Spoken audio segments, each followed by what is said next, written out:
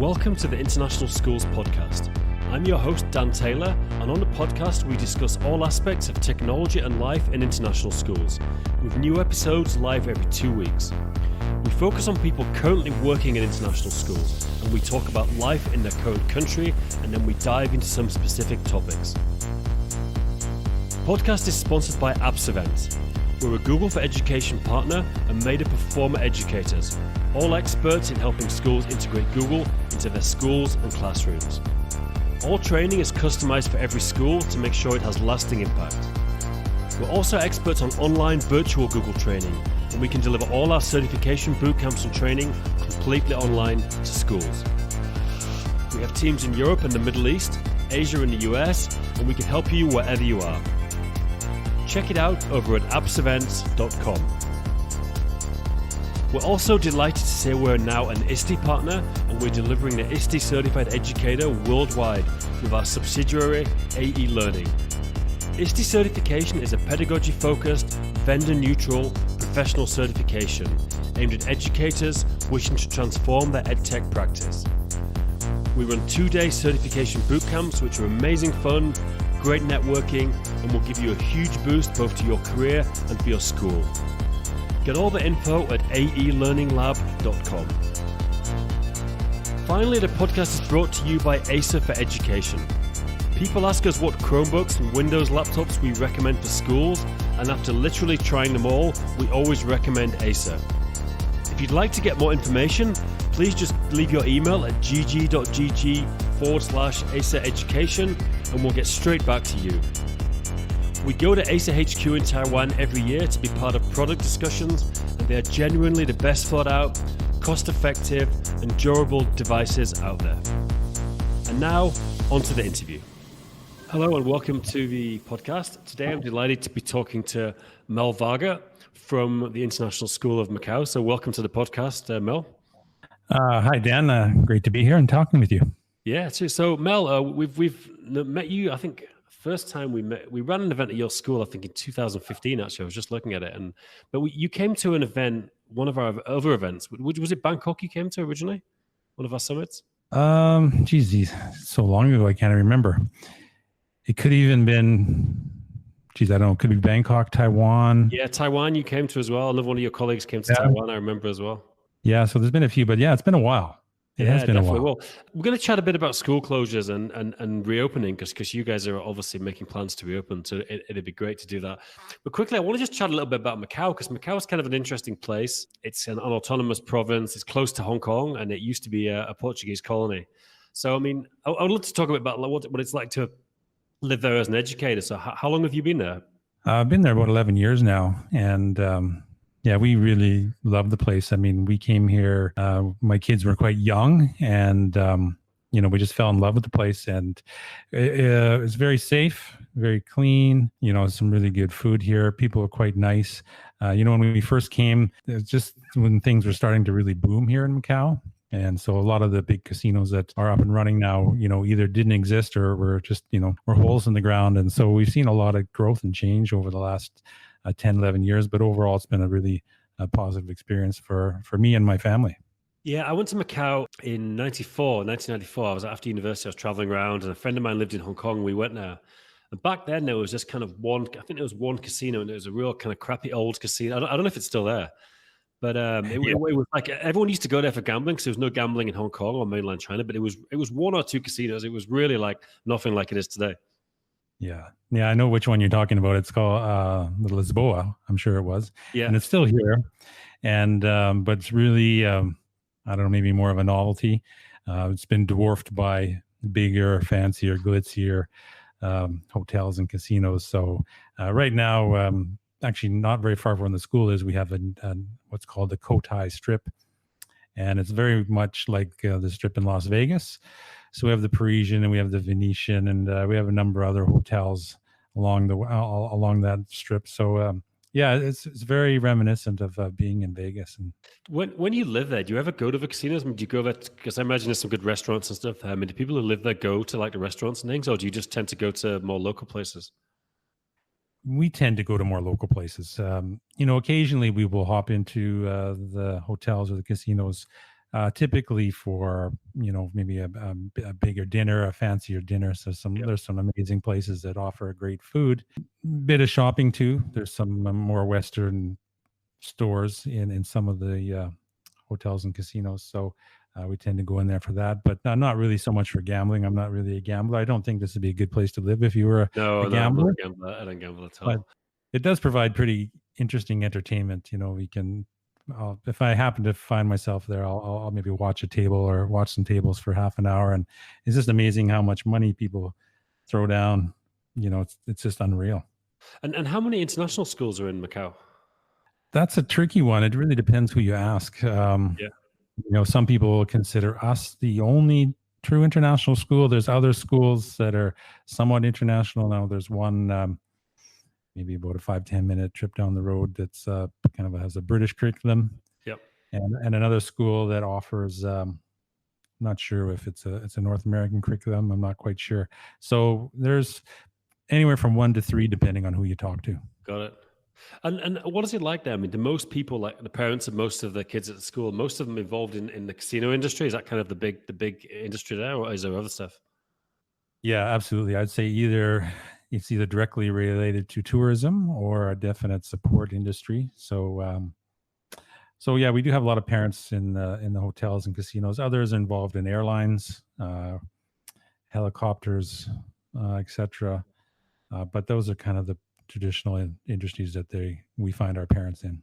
Yeah. And what do people, obviously you're close to Hong Kong, you can take a ferry there. I think it's like 30 minutes, is it? Something like that? Yeah, it's about 55 minutes to Hong Kong by ferry. And now we have the bridge. So they've built this amazing bridge that's about, I think maybe 26 kilometers long that joins Hong Kong and Macau and Zhuhai. So that's quite the marvel, and it's neat to take the bus over that to some lovely views if you get a nice clear day. So yeah, unfortunately, do people go to Hong Kong a lot? Is that? I mean, I guess the people that probably without kids and stuff probably go there a lot, or is it not? Is it something people don't do? I'm curious. Oh yeah, a lot of people will go to Hong Kong on a regular basis. I think if you're a young teacher or single, Hong Kong certainly offers a lot more fun and maybe a more interesting lifestyle, let's say, than Macau. Macau is a little bit quieter, and I think it's more suited towards families. But there's just so much to see and do in Hong Kong, the shopping, everything. So we're actually shut out of Hong Kong right now. So we can't travel. We can't travel to Hong Kong, and people in Hong Kong can't travel here. So we're just we're stuck at the moment. And can you travel to mainland China, or is that the same? That is also closed off at the moment. So yeah, we're just in a real holding pattern here. Anticipating maybe something happening in early June. We're hoping. People are getting a little bit of cabin fever here. And so, just to get even to Hong Kong for a day or two would be a nice break from just being in Macau for the last 3.5 months. Sure. So let's talk about the closures. Like, how did it? We spoke to Tim in Hong Kong recently on the podcast. How did it go in Macau? Like, were you anticipating the schools all closing, and did you have plans for it at your school? Like, how did it all come about? Yeah, we really didn't have any plans in place. It came rather quickly. It was so late January was Chinese New Year, so everybody was probably had travel plans, and myself, we were traveling to Canada. So I think maybe 2 or 3 days before we left, we heard that the school was going to be shut, and that all the schools were going to be shut, and so that was just like, wow. And so we didn't have a lot of time to prepare. Then people were off on holidays or whatever. And so I think when we got back, to be honest, the first, week or two, we were kind of flying by the seat of our pants, to be honest. Right. Yeah. And how have you been handling the teaching? Have you been using like Google tools like Meet and things like that, or what have you been doing in terms of your classes for online? The big tools for us have been Classroom. Everybody from grade 4 to 12 uses Classroom heavily, so that's been a lifesaver. We use Seesaw from kindergarten to grade 3. So that's been heavily used as well. In terms of video conferencing, it's been a mix of Google Meet and Zoom. Meet is a little bit harder because some of our students are in mainland China. So really wouldn't work for them. There are some difficulties. So the safe option was to just use Zoom. And so we just have a mix of that. And we didn't, tell teachers you had to use this, you had to use that. We just said, these are the tools you can use, and you pick which one you want to use to connect with your students. Got it. So do you actually have students that that live in mainland China and come to Macau to the school then? Yes, we do. There's a few. I don't know the number off the top of my head, but I would say there's a few dozen, I'd say at least, that cross the border every day and drive over to the school and get dropped off and, do their thing and back home at night. Wow. So when you said you had a mix of Zoom and Meet, was that could teachers choose themselves what they do, or was it down to did school sort of centrally dictate it? Yeah, the teachers got to choose which were those two tools they could use. So, like I say, we have some using Meet, some using Zoom, and that was fine. Really depended on their level of comfort and their circumstance, which one they chose. Yeah. And so, they've both been working really well. We found that at the beginning, we tried to do maybe too many face-to-face lessons, too many pre-recorded activities, stuff on Classroom. And so after about a week and a half, we just surveyed the teachers, we surveyed the parents and surveyed the students and just said, how are you feeling right now? Where's your stress level? What's working well? What maybe do we need to tweak? Where are the pain points? And so we had some really, really good feedback from all those groups, and I think that helped the administrators at the school really, formulate maybe a stronger plan that worked for everybody. Yeah. So in terms of the reopening, can you walk us through the plans? Like, did you and where you are and how that all came about? Like, because I'm very curious, because I think you guys are among the earlier schools reopening, from what I understand, in the world. Yeah, we were just all waiting and hoping, like probably most people are, and basically it was just waiting for the government to give us the heads up that school was going to reopen. So they were very coy about giving a date because the situation is quite fluid. But eventually we got to the point where we haven't had any cases in Macau for probably a couple of weeks. And then they said, okay, they were going to open up schools again for high school students starting on May the 4th. So we had a 2-week heads up period to prepare for those students to come back. Right. And had all your teachers stayed in Macau, or did any of them leave and travel elsewhere? I would say the strong majority stayed in Macau. We did move our spring break in anticipation of an earlier start. That didn't happen, but so our spring break moved to the first week of March. So a number of people did travel, but I think maybe on March about 10th, that's when this place just shut down completely and went into a really strong lockdown. So I'm going to say the majority made it back. I think maybe one or two got stuck. And that's kind of where we are right now. So what are your dates again for reopening? What was the reopen date? So high school came back May the 4th. And middle school students will be back May 11th. And then primary students, we don't know yet. So for the high school, have you opened, like, what measures have you brought into the school to sort of COVID? Like, is there any social distancing as chairs more spread out? Is there more, sanitation stations, things like that? Yeah, absolutely. I mean, the regulations to reopen were quite long, I can say, as stipulated by the government. So basically anybody who wants to enter the school has to complete a health declaration. So that's on an app on your device. So we have to do that each day. Just asks if we've had any symptoms like fever, cough, those kinds of things. So we have to complete a declaration before we can get in the building. And then as we get into the building, we have temperature sensors. So we have to do a temperature check. And then, within the school itself, there's quite a few things that we've had to undertake. So classrooms, desks are spaced out so that there's a good 1.5 meters between them. In our ICT labs, where things are maybe a little bit closer, we've had to remove every second desktop just to make sure that we have some distancing between the stations. We provide antiseptic wipes for like mice, keyboards, etc. We do have staggered lunches. So not all the students will have lunch at the same time. So everybody's coming at a different time. There's not as much open seating as we normally would have. We had some few kind of big common areas where students would just pile into and have lunch, but now those have been totally closed. And there's a few tables available in some of our outdoor areas, but most students will eat in their home room. Right. And what about, so have you, like, have all the students come back? Because let's say if you've only got, like, say, half the number of students in the classroom, have you been able to run classes as normal? Yeah, I'm going to say the vast majority have come back. It's interesting because I have a daughter in grade 12, and just talking with her and her friends, and not that they didn't mind the online. I think there are certain aspects of it they really enjoyed, but I just think, it's an opportunity to get out of the house, and you're in a building with a lot of other people, and for the teachers too. There's just having that energy when you're in a school, and we've all missed that. So that it's been really nice to be back with and seeing students again.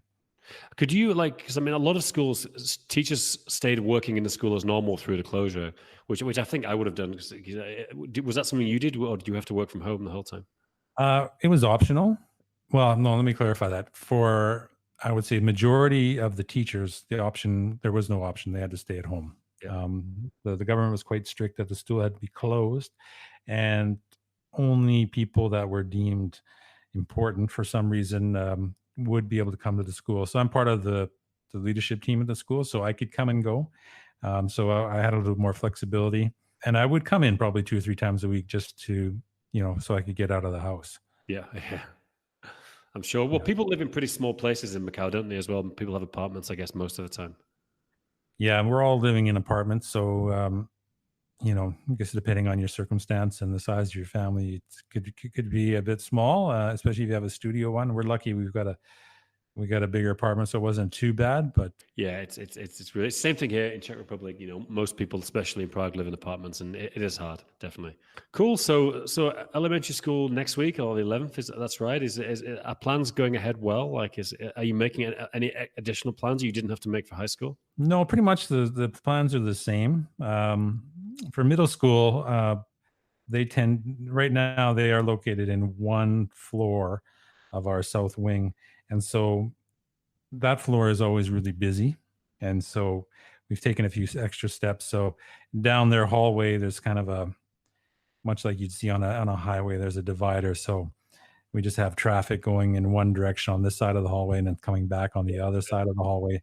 And we're just going to be really mindful of students lingering in the hallways, and just, you're in there, you get your locker and you keep moving, and just not, chatting around with your friends. So it'll be interesting next week to see how that works. I'm glad I don't have to deal with that. Yeah. What about sports? Are you doing any sports, or is that all being stopped completely? Yeah, sports have been completely shut down. All our extracurricular activities, after school activities have been stopped. We're actually providing 1 hour tutorials after school for the month of May, just to provide a little bit more face-to-face time between the teachers and the students. And so, we're doing school light right now, so no extras. Right. Well, look, Mel, that was really, really interesting chat. It's good to speak to someone who's actually gone back, which is great. And it sounds like it was relatively. I'm sure there's a lot of behind the scenes hassle, but it sounds like it's gone pretty smoothly for you in terms of the comeback. It has. It was a lot of work, definitely behind the scenes. I mean, there's a lot of people involved. There's a lot of moving parts. I think we're lucky because Macau is so small, and we feel like we're in this little safe bubble, and we've been kind of closed off from the world. So there's not really any worry about returning back to school. Maybe if I was in another part of the world and students were coming back in, I think I'd probably feel different. Well, thank you very much. It's been a pleasure to talk as always, and all the best with the reopening. Thanks, Dan. Take care.